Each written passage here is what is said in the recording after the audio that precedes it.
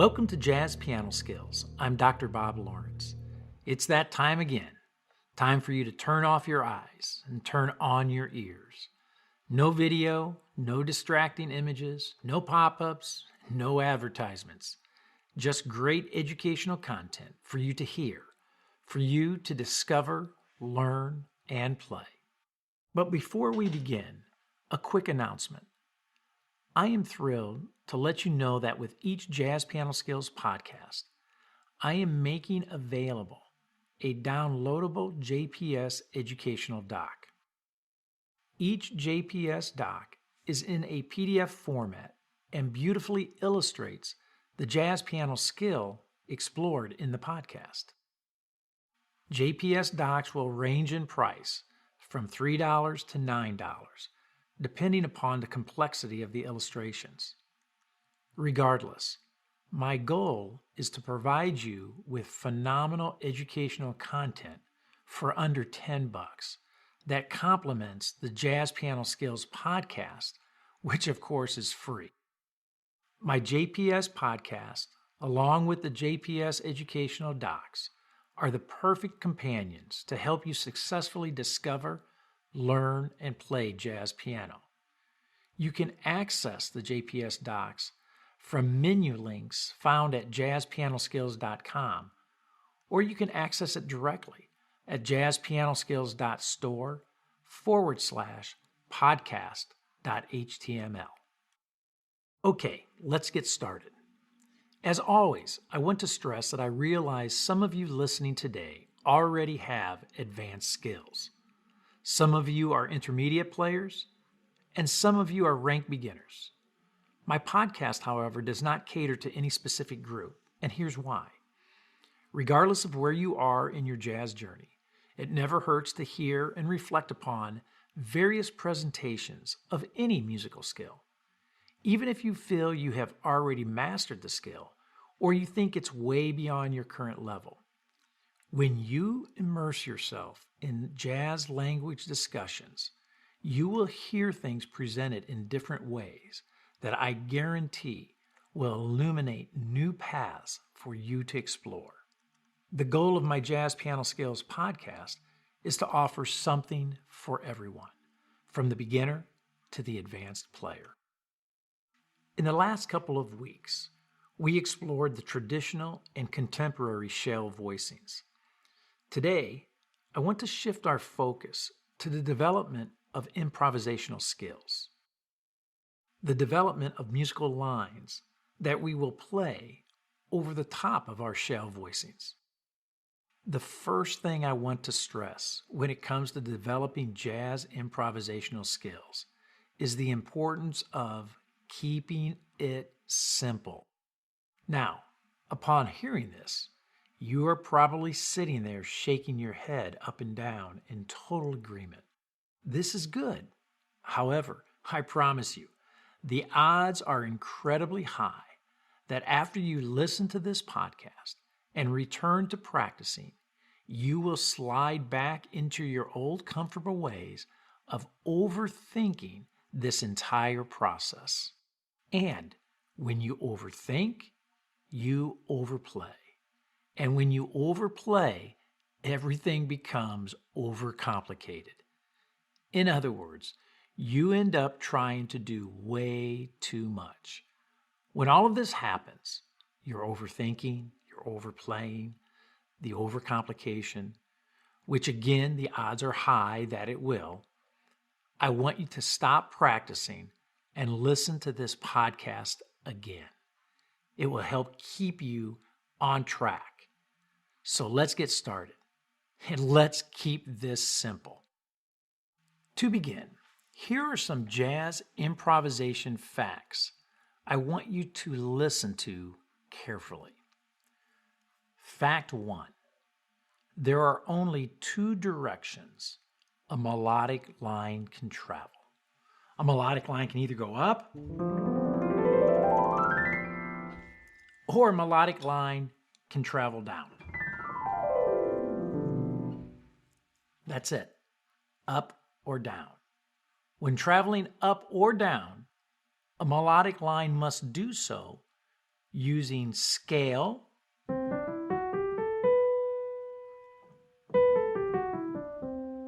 or arpeggio motion. When traveling up or down a melodic line, must do so using scale or arpeggio motion. Fact 3. The scale or arpeggio motion used by the melodic line must concur with the harmony.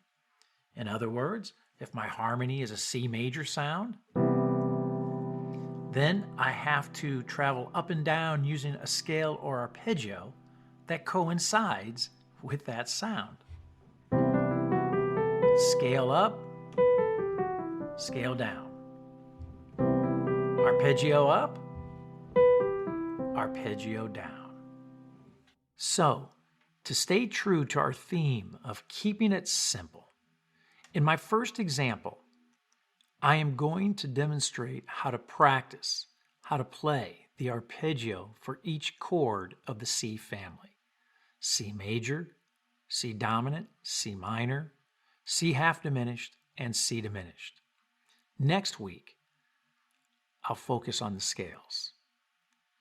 I'm going to play the arpeggios in root position plus first, second, and third inversions.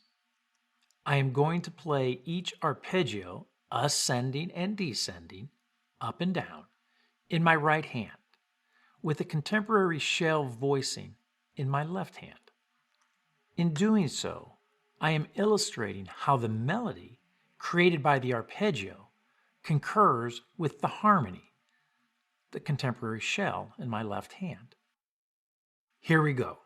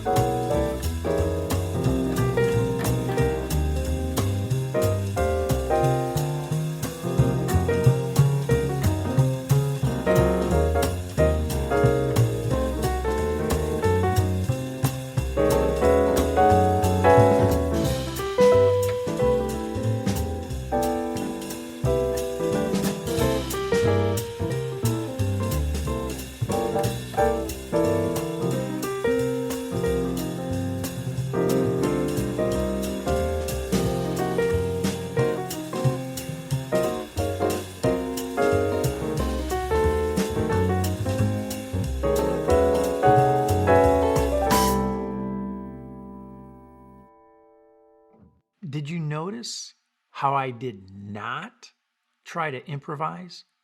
We'll get to that a little later in this podcast.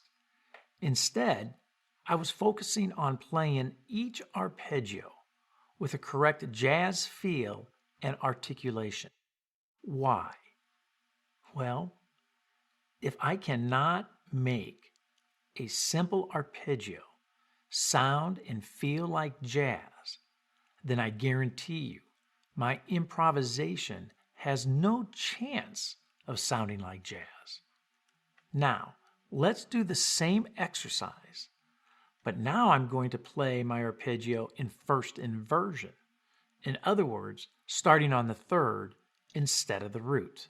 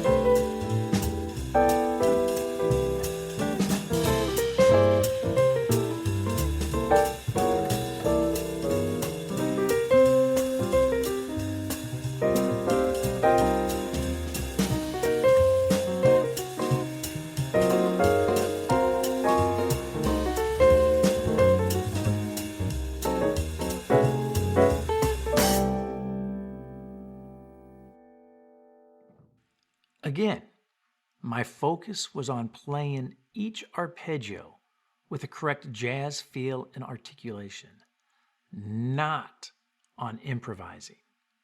Now, same exercise, same objective, second inversion.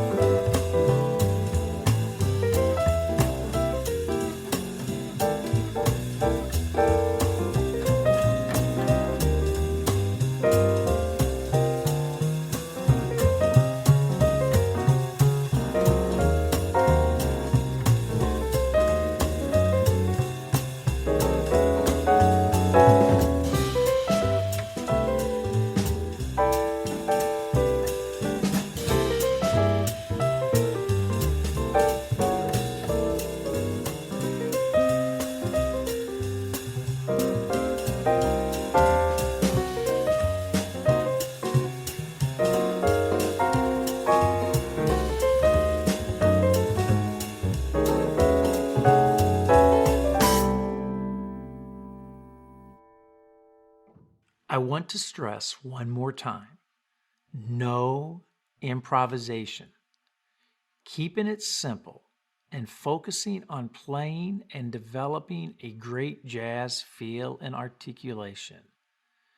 Let's do the exercise one last time with the arpeggios in third inversion.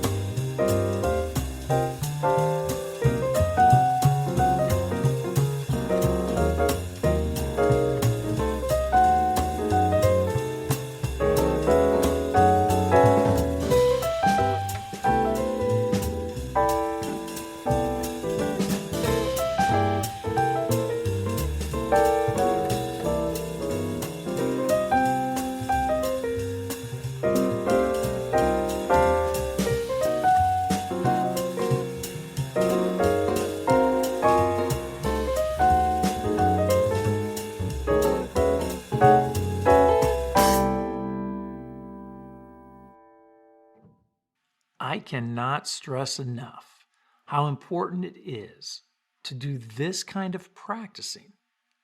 I stress to every student, and nearly 100% of all students want to bypass this process to get to the good stuff. This is so funny because this is the good stuff. Without this good stuff of practicing inverted arpeggios with an authentic jazz feel and articulation, there will be no great stuff, I guarantee it. The bottom line, there is no longer way to get anywhere than a shortcut. So do not neglect this kind of practicing. Now, I'm going to play the first exercise again. However, this time, I am going to improvise using the notes of the arpeggio and only the notes of the arpeggio to create musical ideas. So now the focus becomes doing something rhythmic with each of the 4 notes of each of the arpeggios: root, third, fifth, and seventh.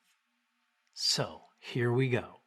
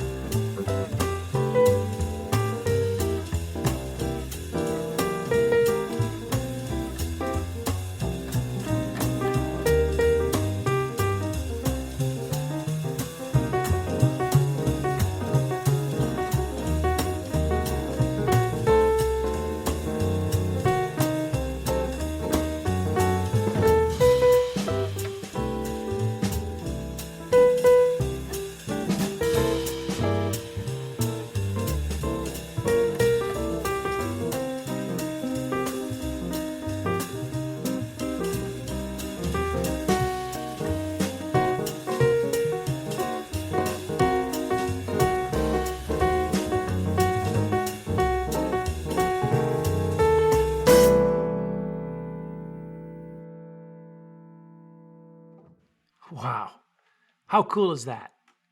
Just applying various rhythmic ideas to a 4-note arpeggio, root, third, fifth, and seventh, I was able to improvise a variety of musical ideas, a variety of musical lines. I highly recommend for you to do the same, and not just in root position, but using the various inverted shapes as well, the various inversions of each chord. There is a wealth of jazz language for you to discover, learn, and play when you practice using this approach. It's amazing. Knowing your inversions is the gateway to developing jazz improvisational skills. So, the next time someone asks you, why in the world are you learning basic block style chords and inversions? No jazz pianist ever voices chords like that. You can let them know, I am not learning basic block style chords and inversions for voicings. I'm studying and learning basic block chords and inversions to develop improvisational skills. Then, of course, drop the mic and walk away. Before I wrap things up, I want to take a jazz standard and improvise over the changes using only the first 4 notes of each chord, the root, the third, the fifth, the seventh.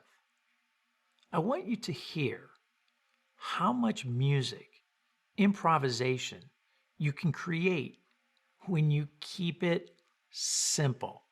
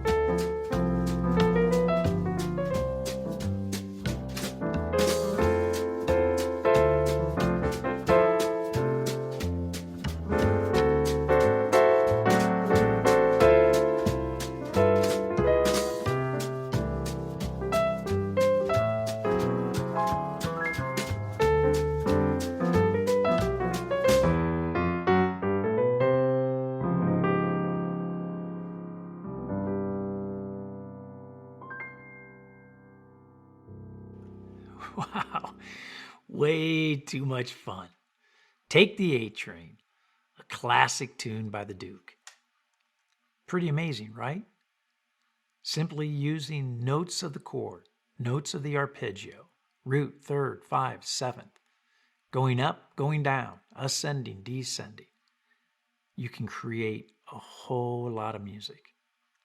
I want you to take some time this week to begin practicing playing your chords as arpeggios in root position, plus first, second, and third inversions. Remember, focus on playing them with a good jazz feel and articulation. Practice them at various tempos. Then, once you have a command of the arpeggios, along with the jazz feel and articulation, begin incorporating rhythmic variations. Begin improvising. I highly recommend downloading my JPS educational doc that goes along with this JPS podcast. The educational doc musically notates all major, dominant, minor, half diminished, and diminished chords in root position plus first, second, and third inversions, along with the fingerings that I recommend using. An invaluable educational tool for you to use and reference while practicing. Access all JPS docs at jazzpianoskills.com or directly at jazzpianoskills.store/podcast.html. I hope you have found this Jazz Piano Skills podcast lesson on inversions and improvisation to be beneficial. If you are wanting to study this topic extensively, I encourage you to check out my Jazz Piano Skills curriculum at jazzpianoskills.com. My courses are packed with comprehensive lessons that explore essential jazz piano skills. Each lesson and each course contain detailed instruction and illustrations, in-depth educational talks, interactive learning media, traditional guides and worksheets, high-definition video demonstrations in all 12 keys, play-along tracks and lead sheets, professional and personal educational support, and of course, mobile access to all my courses and lessons on any of your smart devices. That's it for now, and until next week, enjoy the journey, and most of all, have fun as you discover, learn, and play jazz piano.